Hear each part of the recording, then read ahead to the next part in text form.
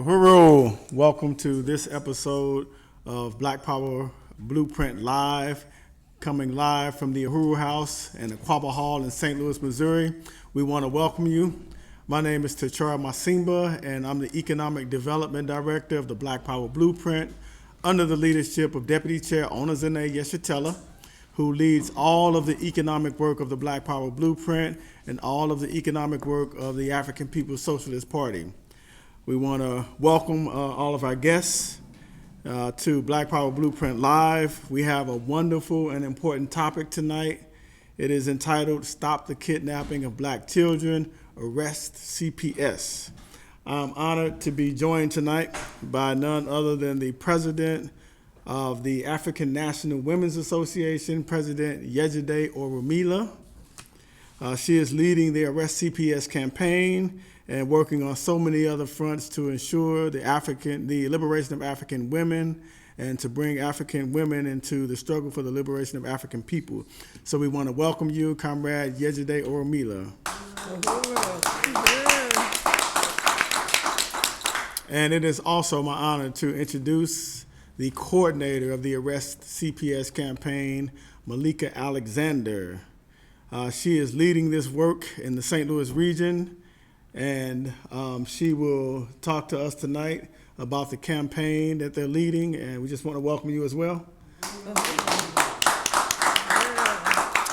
And I also have with me, to my left, Penny Hess, who leads the Black Power Blueprint Reparations Campaign and who is also the distinguished chair of the African People's Solidarity Committee, the white organization founded by the leadership of the African People's Socialist Party. Uhuru, Penny. Uhuru Ticharwa, and President Yejide and Malika Alexander, and it's very much of an honor to be here tonight. All right, so the Black Power Blueprint Live is a bi-weekly web series that deals with a range of topics that affect the African community, and it also discusses the successes and the ongoing updates of the Black Power Blueprint Project, which you will learn more about tonight. We want to first ask everybody to please subscribe to our YouTube channel. You can go to Black Power Blueprint on YouTube and make sure you hit that subscribe notification. I also want to salute my leadership, Chairman Omali Yeshitela, for his vision and strategy, leading the work of the Black Power Blueprint, but also for the theory he's put forth for the liberation of African people. We refer to as African internationalism. He is uncompromising and leading the struggle for the liberation of African people everywhere. We want to salute him as well. Uhuru.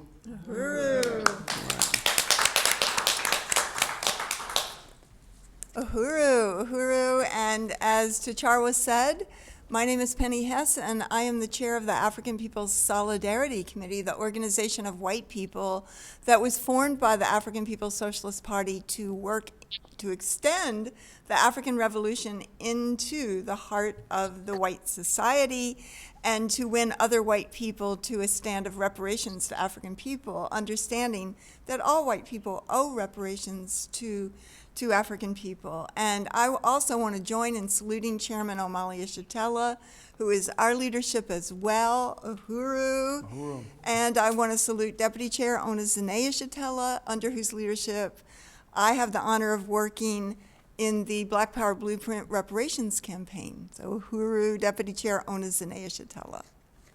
All right, thank you, Chairwoman Penny Hess. So, as usual, during our web series on the Black Power Blueprint Live, we are looking to raise money to forward the projects that are bringing so much success and hope and development to the African community as part of the Black Power Blueprint Project. So tonight, we want to raise a total of $500 or more, and this will help us get to the $11,000 mark tonight, or get over the $11,000 mark, as we are right now at $10,721.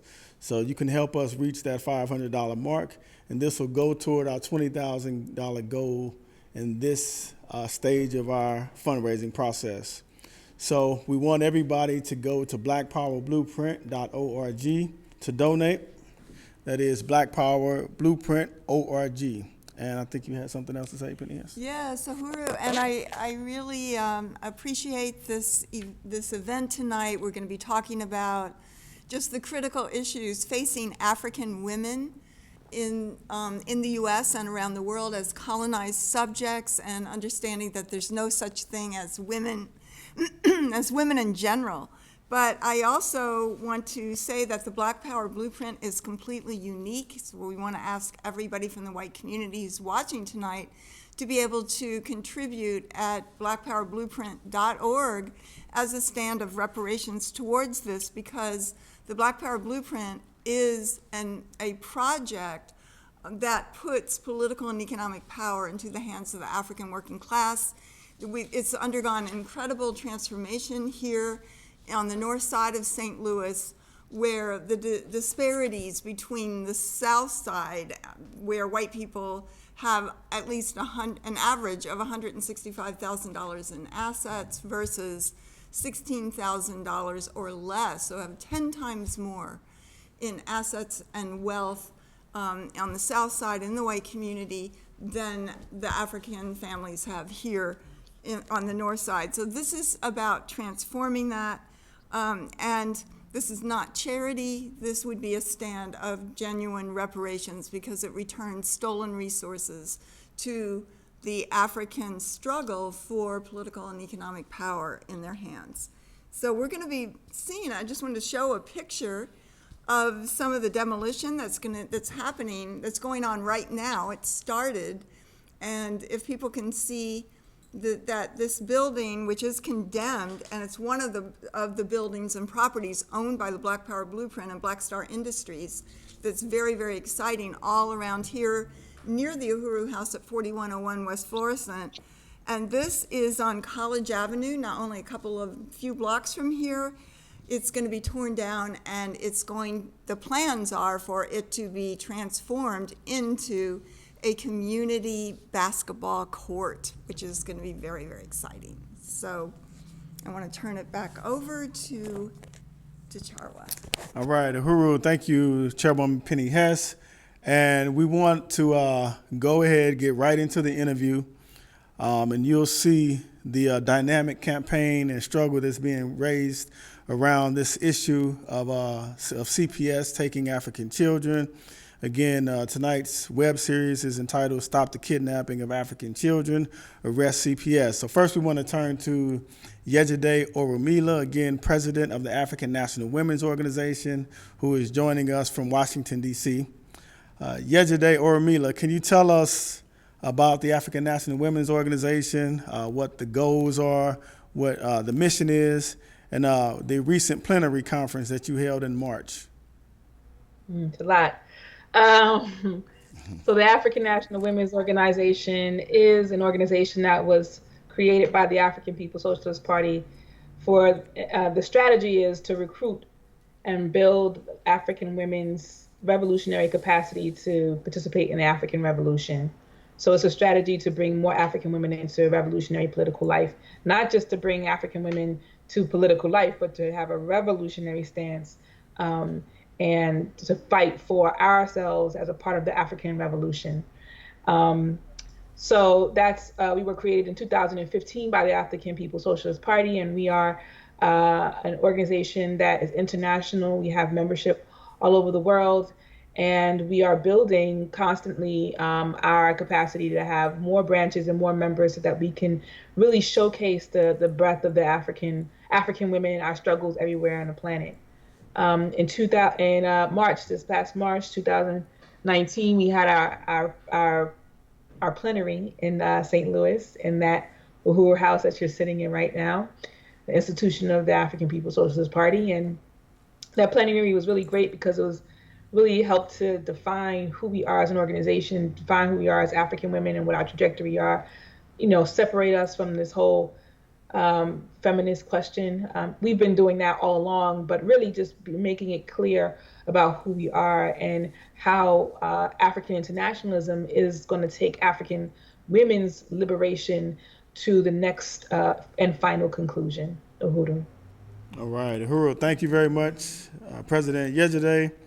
So I want to turn next to Malika Alexander, again, the coordinator of the Arrest CPS campaign. Malika, can you tell us, first of all, what is happening to African infants and children in the foster care system, and what other ways are African children being stolen from the African community? Well, what is being done is that our families are being attacked, and our children are being traumatized because they're being taken forcefully and sometimes illegitimately and wrongfully, and any other word that I can think of. They're being removed from their homes and the place where they're taken, where they can grow and know, and they're taken places that they know not.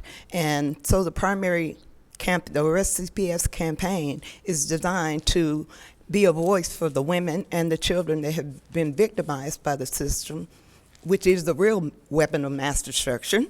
And the whole goal is to bring the children back and to put in place some ideas and some programs and things that will hopefully alleviate this from happening. We're raising our voice. We're saying we're not standing for this, and we're fighting for the African class of women that are being subjugated to this, and that's what the campaign is about. All right. Thank you. And you mentioned a number of programs, so I want to come back to some of the programs of Arrest CPS. And I was hoping that you could talk, Penny, about the business of so-called foster care. Uhuru, yes, and I know we have a little sound bite too That's later. that we could hear it that Malika had sent, just to hear what the conditions are, because it says it all.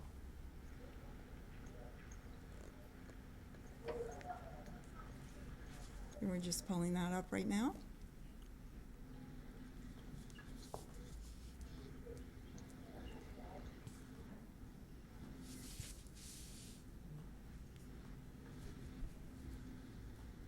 I'm a good mother to my kids, so for these people to come in here and try to take my kids away from me being beat up for domestic violence, this is, I cannot live with it. Stop talking to me. Don't talk to me. Let me get my baby coat. They already got Jakariana Javea. They already got Jakariana Javea. Now they taking my baby from me. They taking my baby out of my arms. I was at DCFS when I was little, and I know what they do. But for y'all to take my kids, I can't live without my kids.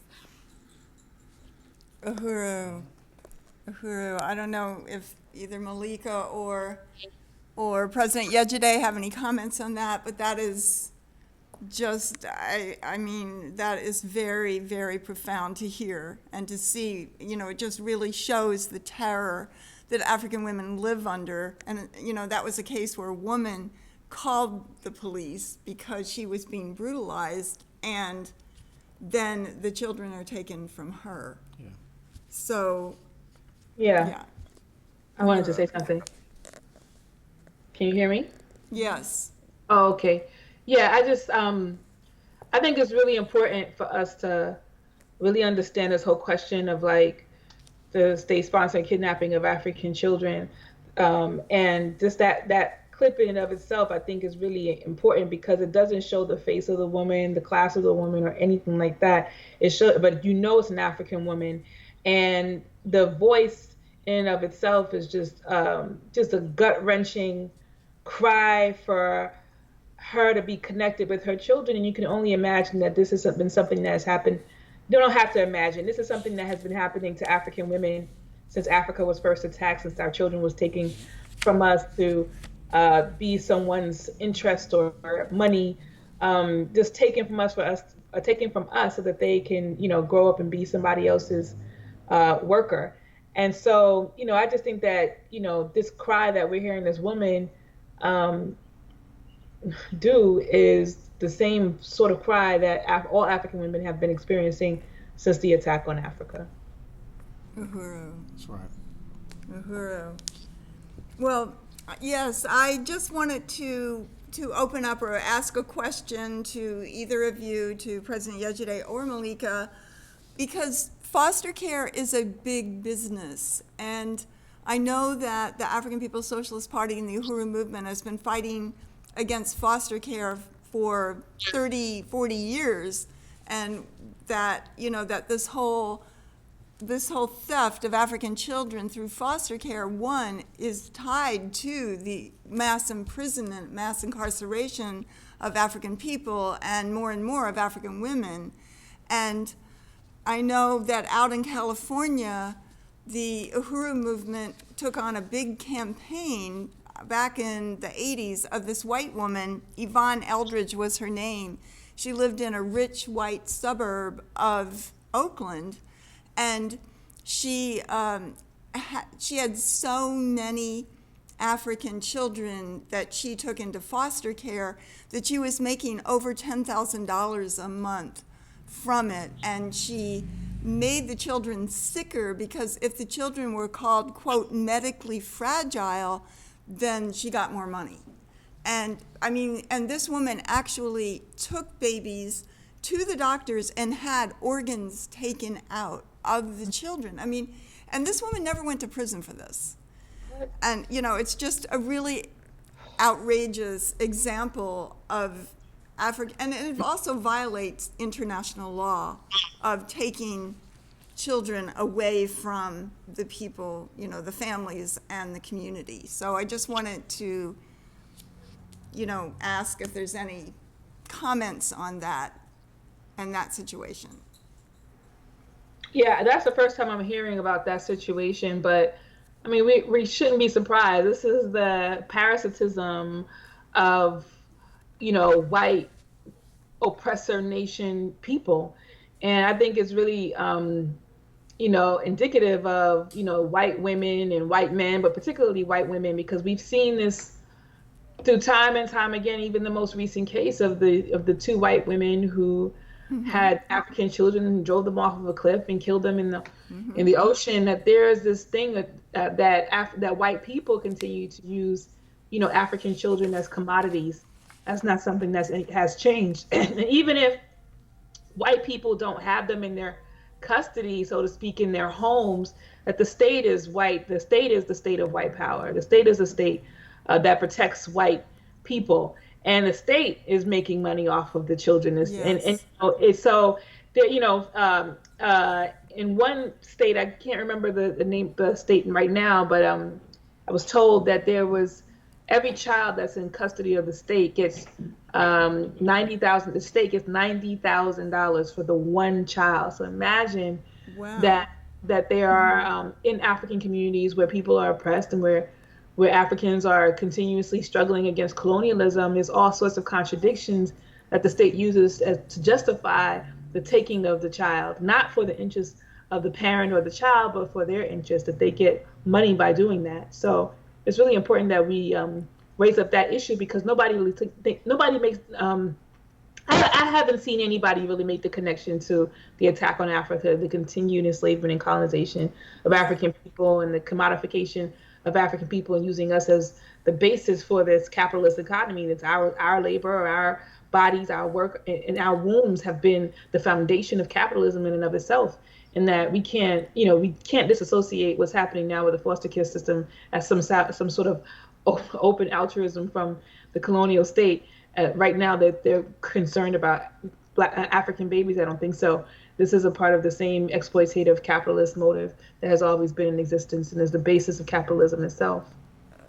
Uhuru, I really unite with that, and the fact that it's always been, the role or the privilege, I guess you would say in a certain way, of the colonizer to be able to do with what they will, with what the colonizers want to do with the children of African people, and whether it's this ability to so-called adopt by going into Africa and stealing children, or into the African community inside the United States, or whether it's through the foster care system. And you brought up that case of two white women that drove their children, their stolen African children off a cliff, and I think it was about 6 children, and killed them. That was just within the last year, for whatever reason, just because they could, because they were the colonizer and they had that power.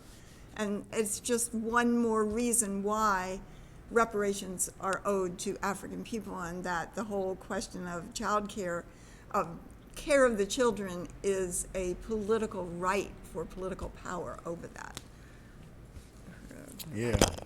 Uhuru, thank you. This is a profound discussion, and when we talk about slavery and colonialism as a basis for this whole social system in this country, when the colonizers began to codify who would be considered a slave legally through law, it was determined that who would be considered a slave would be determined by African women.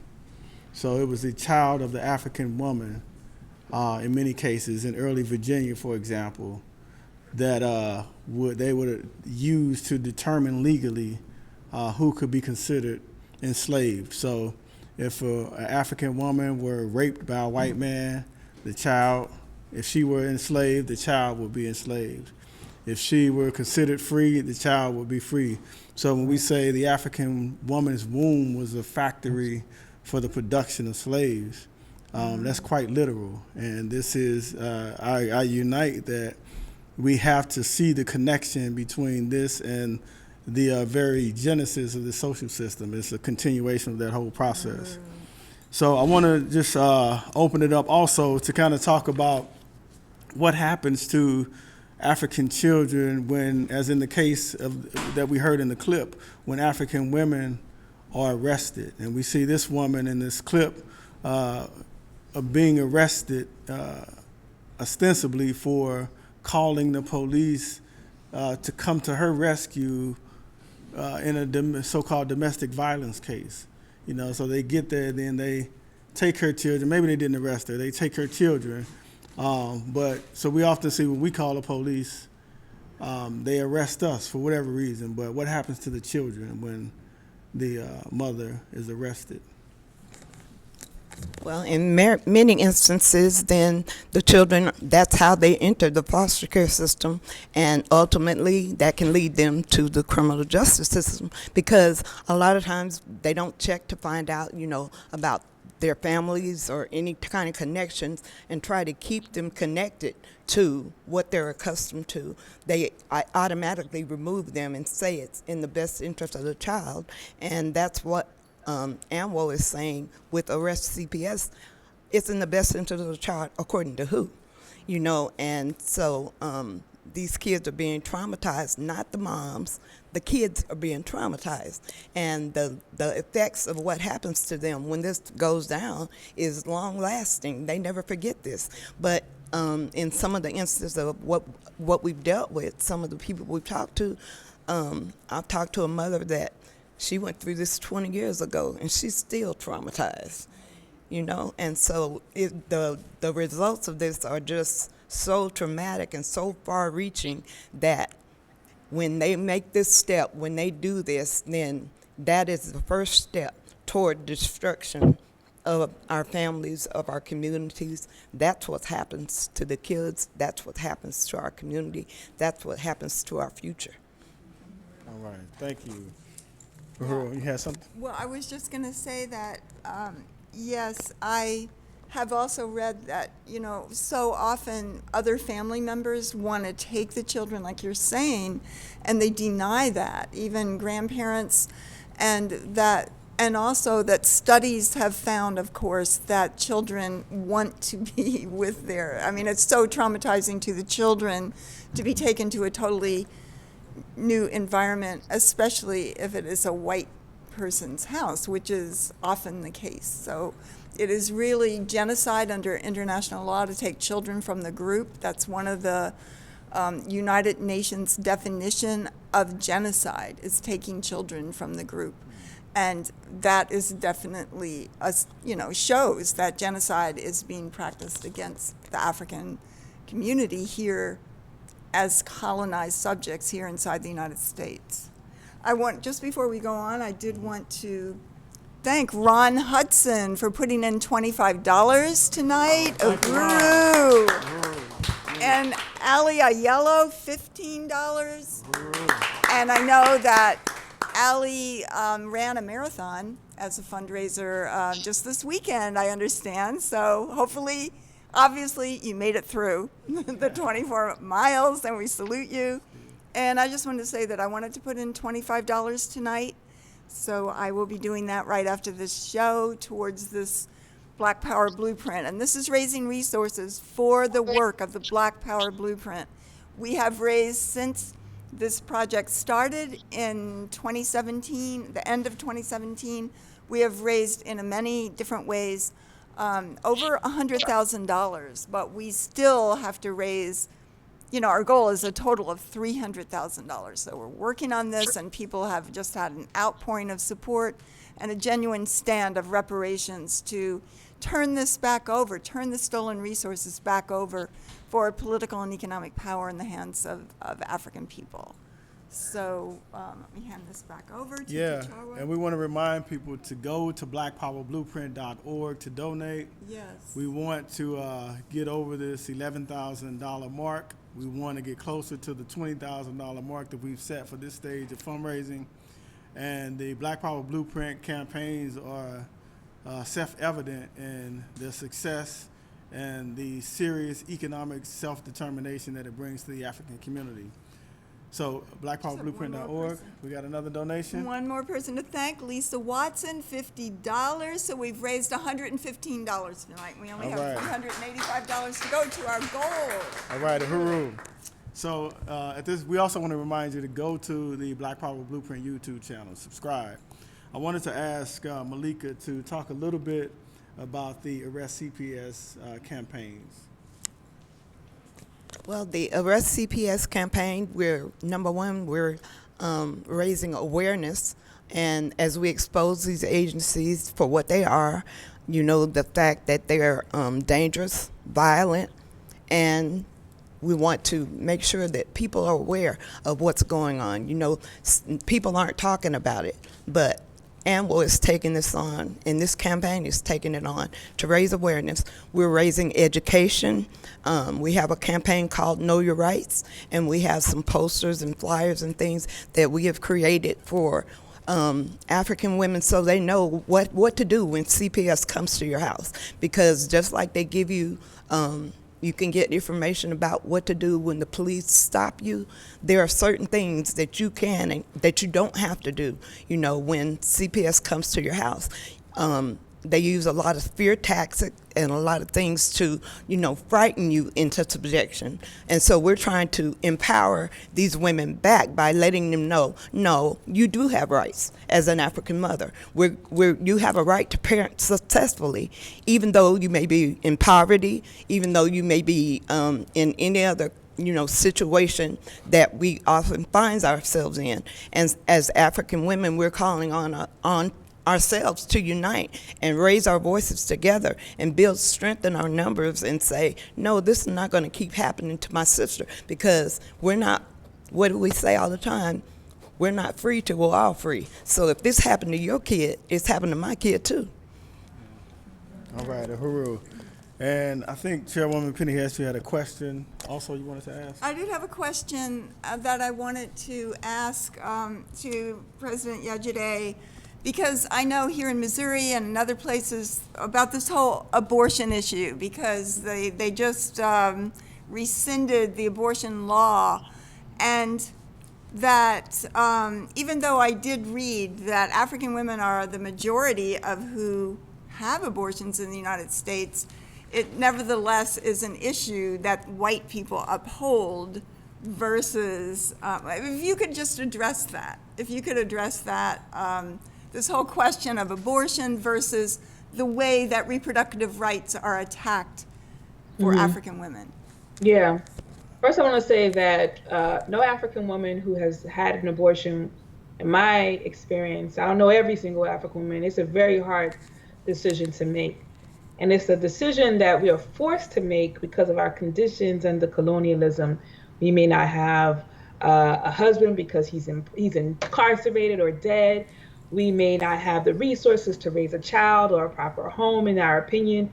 And so we make these decisions based on the fact that we don't have power, we don't have access to our resources, that we can create an environment that will allow us to thrive and have children. So the high rates of abortion that African women are experiencing is nothing but a result of colonialism and colonial exploitation, capitalist exploitation, and impoverishing of the African community. We're forced to do so.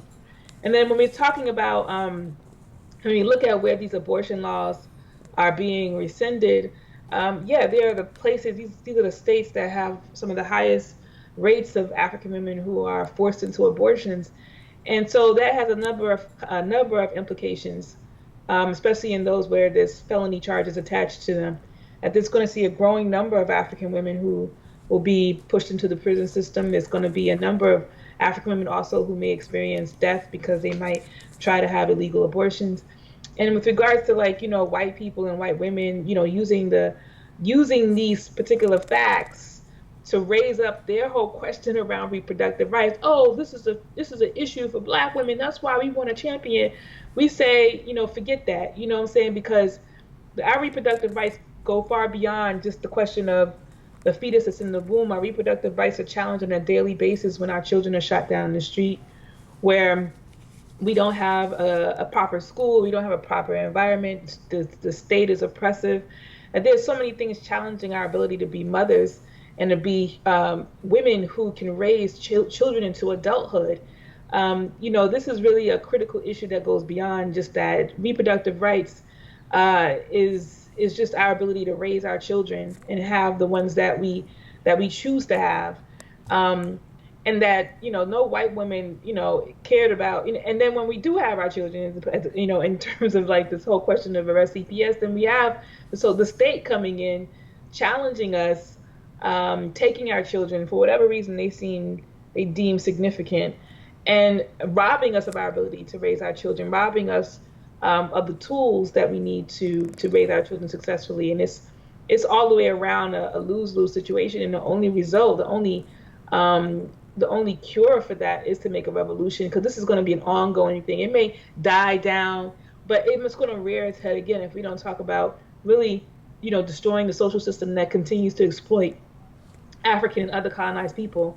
So, it's just, this abortion question right now is a hot issue for white women and Black women too.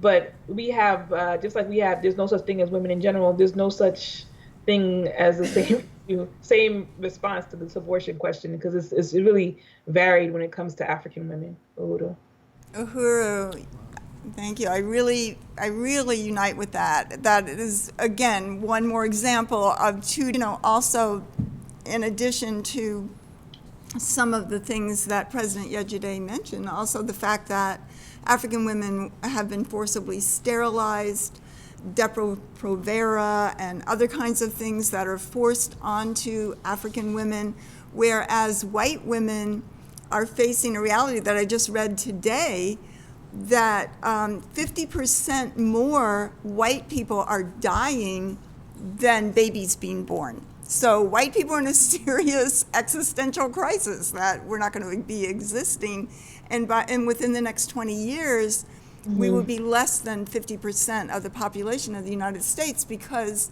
the genetic base of white people, colonialism, it's dying, and that we see, just that African people are vibrant and alive, and just the existence that is there, and that this whole question of white people fighting for abortion is because we are not reproducing. And in particular, it's white women that can no longer reproduce, as well as the high death rate of white people. So this whole question of abortion is fighting for white power to continue, but white power is facing, its deathbed, and that African people are going to be free, Indigenous people are going to be free, and this white power system has to go. And I totally unite with that we have a future only in solidarity with the liberation of African and oppressed people. White power is over. The entire world wants to see it go, whether in the form of the oppressor nation of white people, the U.S. government, the U.S. war, the Pentagon, all the different fronts, the corporations that oppress and colonize and make life problematic for the majority of the people on the planet Earth. And no longer are we going to have life and even the ability to have our children not be taken away from us at the expense of the African population. And the system is in a crisis, as Chairman O'Malley says. So the future is in the liberation of African people. This is what's going to be able to make this planet a place where all human beings can live. And I totally unite with that and call on everybody to go to blackpowerblueprint.org. Put in whatever you can tonight. We want to make $500. We have, the last I checked, let me see where we're at here.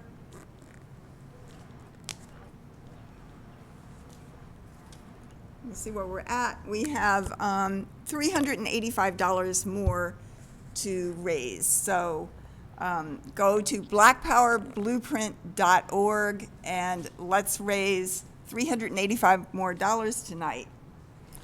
And we also have a statement from Kitty Riley, who wants to express solidarity with the African National Women's Organization to shut down CPS and the entire colonial foster care system that brutalizes African children and families. She wants to donate $25. So, uhuru, Kitty Riley. Kitty is in the audience tonight. So, we have, CPS. so again, you can go to blackpowerblueprint.org to make a donation. And it looks like we just received another $5. $5 from Comrade Carly. All right, uhuru. From USM in the audience. Putting tonight. money on the table. So, yeah, I mean, I know we're going to get a new total here, sorry. we'll have a total coming up soon. But I just wanted to say, we also have to recognize that, well, I mean, we talked about the driving force behind this to some extent. We say it's struggle for white power, to maintain white power. And we have to recognize that if the white ruling class is determined that abortions should be illegal because they want white people to reproduce more, then we know that African women will be criminalized more than any other people. That this process would also give rise to the criminalization of African women through this process, not just because they are now breaking the law, but because there is a relationship, and it is to uphold white power. So African women will be attacked in this process. And we see that, so now it'll become illegal to have abortions after 8 weeks in the case of Missouri. And African women will be targeted once we have these children that they really didn't want us to have in the first place, but was required to pass this law to ensure the ongoing reproduction of African women. So, you know, we'll see this constant attack. And I just wanted to draw the relationship between the Black Power Blueprint and this campaign and all of the other campaigns that you'll see here on Black Power Blueprint Live. You see symptoms everywhere. You see African children being stolen from their homes. You see African men and women in prison. And you see the largest prison population in the world located here inside the United States. And you see more African people in prison than people exist in so-called countries. You see white people have, 14 times the wealth of African people. Or 40 times. 40 times the wealth. And there was a recent report that said that it would take Africans 228 years just to acquire the amount of wealth that white people have today. Not to catch up, but 228 years. And these symptoms are a product of what several people have said here today, colonialism. Colonialism, which is a foreign and hostile state entity which imposes itself on the political, economic, and social life of an entire people for the purpose of economic extraction and political domination. And that is the relationship here, where you have a social system where one group of people have come to rely on the exploitation of a whole group of people for its very existence. And so the Black Power Blueprint is a campaign that is designed to contest and to contest that social system and to give African people power, to put power into the hands of African people. So you see these wonderful programs that we are and we want to continue to take all over the planet so that African people can have an economy, so that African people can have a government that we truly control, because right now, just as in the case where you have more Africans in prison here than in some countries in Africa, you also have a budget for the U.S. so-called Defense Department, which is greater than the budget of some whole countries in Africa, which really don't function as countries at all, but they function as colonies. So this is the central contradiction that we're dealing with. The Black Power Blueprint is addressing that. We want to have economic development right outside this door. We're sitting in an institution of economic development. We've purchased lots across the street. We have purchased the building that we saw earlier, which we want to tear down and make a basketball court. We'll have a garden and an outdoor market right across the street from here. We've raised a 50-foot flagpole. We've purchased housing that we will go get those Africans who are tied into this prison system, get them out, give them housing. We've purchased property for the renovation of a commercial kitchen and bakery and cafe. So they'll be able to work there in the workforce program as they live in the housing and begin to develop the skills necessary to start jobs and start businesses and get jobs. But the point is that this is an anti-colonial economic development program designed to bring power to the African community. We have learned the lessons of Garvey, and we are improving upon that movement that saw 11 million people in one organization.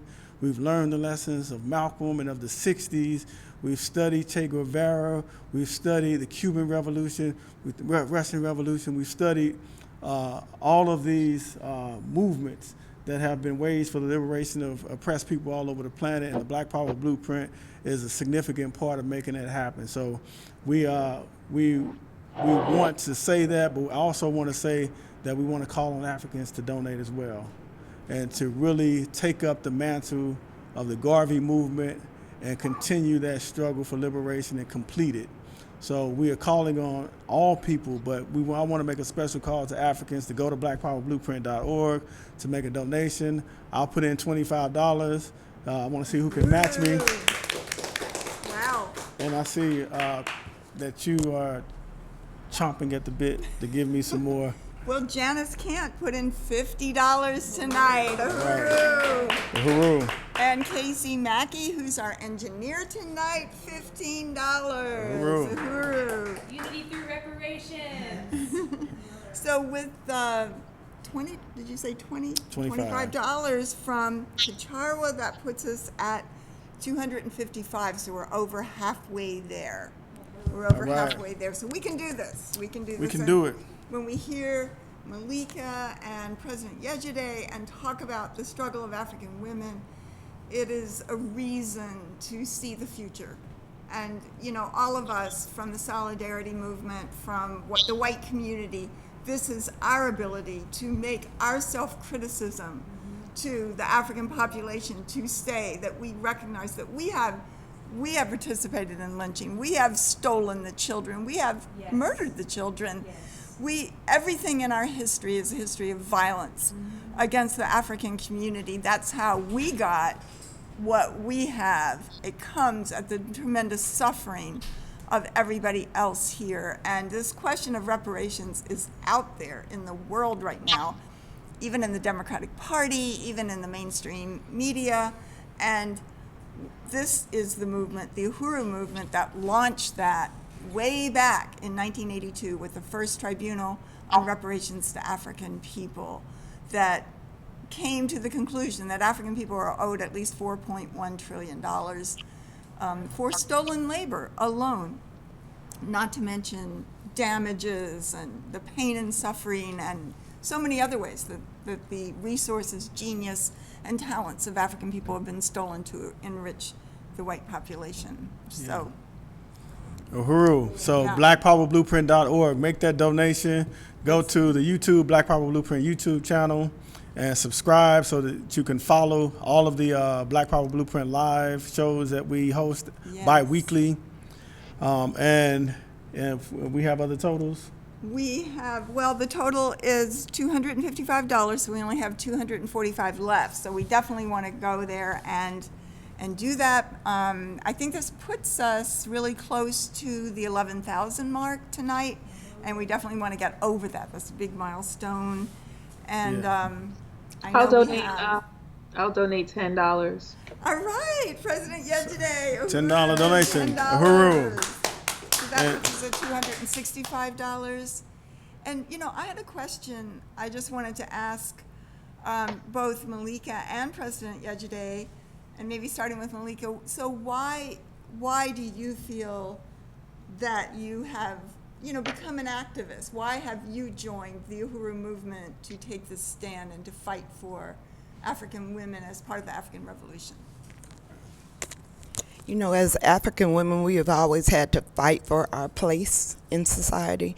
I mean, we've always had to fight harder than our white counterparts to know that our worth in society, that we do anything that we do, but everybody knows that we do what we do well, right? And so even, you know, our bodies have never been our own. And just that right there tells you that we're essential to life. And the colonizers had us raising their kids. And now that we've turned the tables and our kids are, you know, benefiting from our knowledge and our education, now they're attacking that. And so as African women, we're always made to fight. I mean, okay, you want to struggle? We'll give you one, you know? Yeah. Yeah, I came into this work because I want to see my people free. I was just, you know, I have personal family members all over the world, and everywhere that we see African people, you see that African people are struggling. African people are poor. We don't have a country. We don't have, you know what I'm saying? We are a nation divided, and we're suffering, and we're dealing with all these contradictions. And it's not in the prevailing view from the bourgeoisie, the white ruling class, is that African people are lazy, but we are some of the hardest working people on the planet. And I want our hard labor and work to be applied to building us, building our Africa, building our capacity to clothe, house, and feed ourselves and defend ourselves. And what imperialism and white power has done is robbed us of that. And it's time that we organize ourselves. As an African woman, there's no space to stand by on the side and make these sort of flippant, you know, statements about, you know, not doing this because some man said something about you or whatever. It's like there's no, like, you don't leave the African Revolution because, you know, somebody said something to you subjectively. You know, the ultimate and core thing that an African woman has to be looking forward is the future. How do we make the future that we want? And how do we overturn all the backwards notions that men may hold, or how do we destroy exploitation and imperialism so that we can function in society in a way that our genius can be really applied to, our labor can be really applied to building up a free African people and a free African society.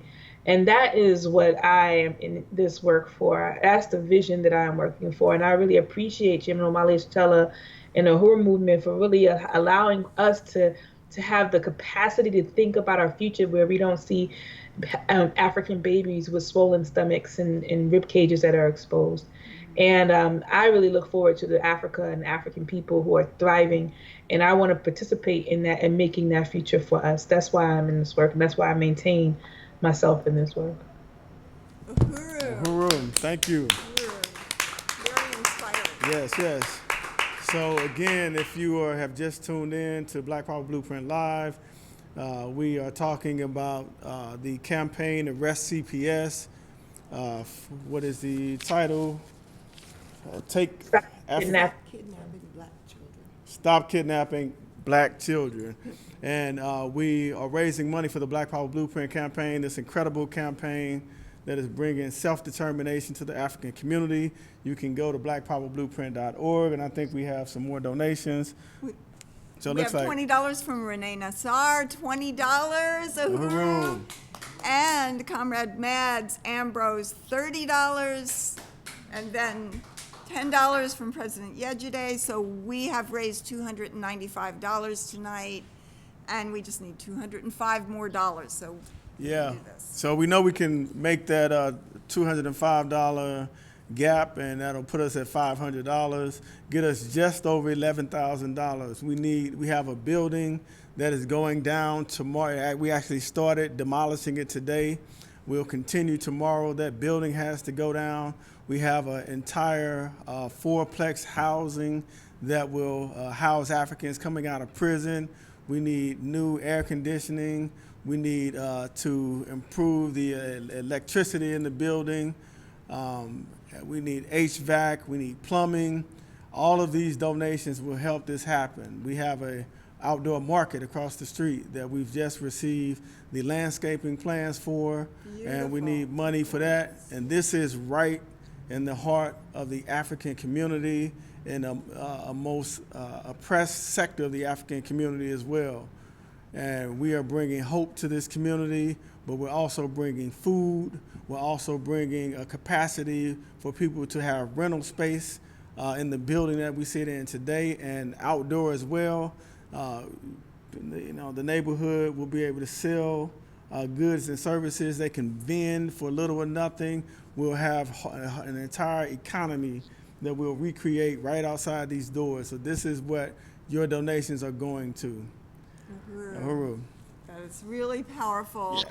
that every cent that people give goes straight to these projects, and we are seeing just incredible results here and just so much support from the African community here. It's very, very powerful to see, and also so much support from many white people in this city and around the country, white people who want to see a change, who do not want to live as the oppressor of the African community or anybody else on this planet. We want to stand in solidarity with the right of African people to be free, liberated, and to have their reparations, which is basically everything that has been stolen from them. Yeah, and I wanted to just open up a question to Malika or Yejide. Just give us an idea of what upcoming actions Arrest CPS has in store for the upcoming year, for the remainder of the year.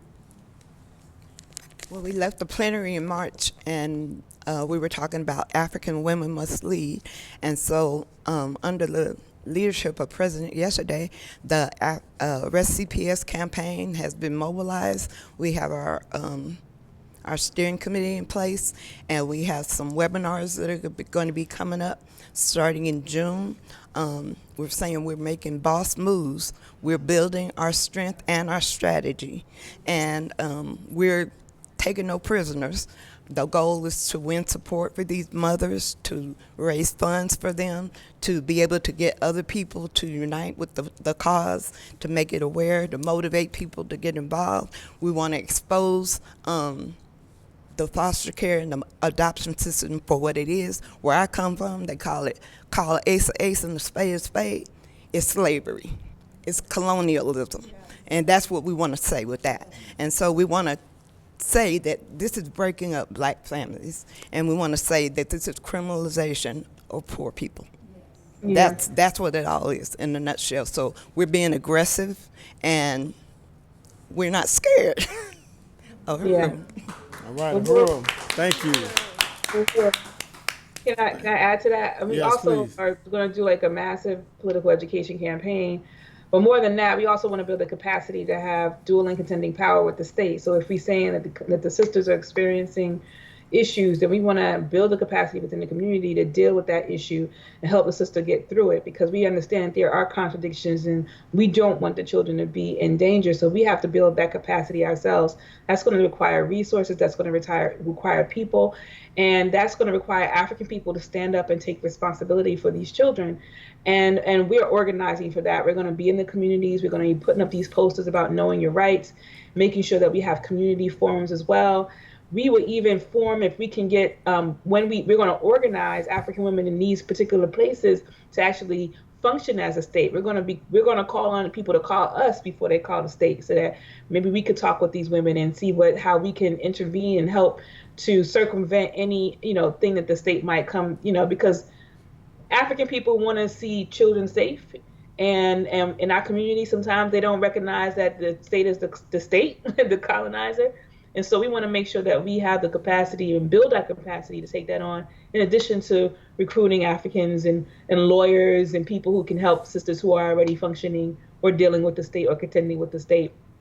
It's a dirty, dirty process that really rips the heart and the gut and the life out of African women. It is something that tears them down. It destroys a whole entire family, not just the mother and the child, but the whole entire family is impacted. And so it's a huge, huge goal, but we think that we can address it, and we want to continue to raise this issue, but also struggle to solve some of the problems and contradictions that are associated with it. Hooroo. Thank you. I just read an article recently that it was talking about the so-called opioid epidemic that is perceived to be affecting the white community in a way that's alarming the white ruling class and white people in general. And they were saying that as part of that process, they wanted to provide all of this money for funding, for rehabilitation. They also wanted to ensure that when a woman was having a child and drugs was found in her system, that they would give the mother and the child, they wouldn't take the child away from the mother immediately, separate them and, imprison the mother, that they wanted to allow the mother and the child to continue to bond so that the child and the mother could continue to have a relationship. They want to provide rehabilitation for the mother, so that there's this whole disparity in the way that African women are treated, even with respect to those contradictions like drug use that you see. Mm-hmm. And also, somebody brought to my attention this notion of safe houses, where women can go take their children. They don't have to ask questions. They can leave their children up to 4 days, that kind of thing. So I just wanted to know if you could talk a little bit about, people will talk about, we recognize that there are contradictions within the African community, and you kind of touched on that.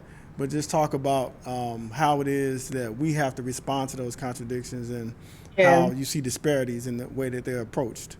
Well, let me tell you something, a short anecdote. I don't call it an anecdote, but I was told that, there was women who had one of their children taken, and she went back and had a baby, and then she was afraid to go to the hospital to have this baby, so she had her baby in secret. And because she knew that if she were to go back to the hospital, they would steal her child. This is not something that is, these white women right now, they watch this show, and I watched the show as well, called The Handmaid's Tale. And it's this apocalyptic future where women are forced to serve generals and armies, and basically are forced and raped to generate children, because the population of women couldn't reproduce. And so that's something that these white women are holding on to. They're seeing this reality come to question, where they're going to be forced to reproduce and forced to be just like black women. And they can't handle that. And so when we look at this whole question of African women now, who the reality right now is not something that's some made up, TV show or a book, that the reality is that African women's children are being taken from as soon as they come out of the womb. And there is nothing that anybody else is doing about it. And so what we have to do, what we're planning to do to respond to that, is really lift up the whole Uhuru Kijiji Child Care Collective and function as the state. And we have to also address some of these things, like we do need to build safe houses, but the safe house has to protect the African women, African people, and because African men, African fathers go through this too. So I just want to be clear that Arrest CPS is not just something that's specific to African women. It is for any African person who see the state taking their children, that we will be here to help fight and to raise it up. And so when people come to us as an organization, what we are able to do right now is to raise up their story, put them on a platform where they can actually challenge the state, and we're going to build a capacity to protect them and fund whatever kind of legal things that they need to get done. All right, the That's Huru. powerful. This That is the so Arrest CPS powerful. campaign led by the African National Women's Organization. And I think you had something else to say?